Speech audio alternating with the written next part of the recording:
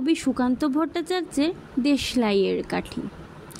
আমি একটা ছোট্ট দেশলাইয়ের কাঠি, এত নগণ্য হয়তো চোখেও পড়ি না, তবু যেন মুখে আমার উস্কো খুস্কো করছে বারুদ, বুকে আমার জ্বলে উঠবার দুরন্ত উচ্ছ্বাস।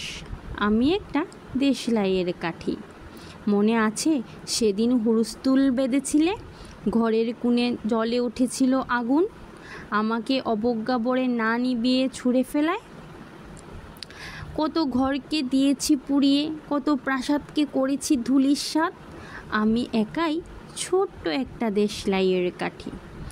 এমনি বহু নগর বহু রাজ্যকে দিতে পারি ছাড়খাড় করে, তবুও অবজ্ঞা করবে আমাদের?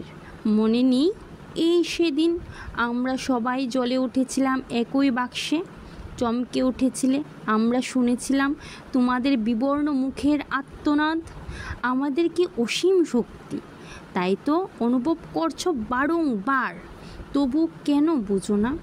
আমরা বন্দি থাকবো না তোমাদের পকেটে পকেটে, আমরা বেরিয়ে পড়ব, আমরা ছড়িয়ে পড়ব শহরে গঞ্জে গ্রামে দিগন্ত থেকে দিগন্তে। আমরা বারবার জ্বলি নিতান্তই অবহেলায়, তাই তো তোমরা জানোই, কিন্তু তোমরা তো জানো না কবে আমরা জ্বলে উঠব সবাই শেষবারের মতো।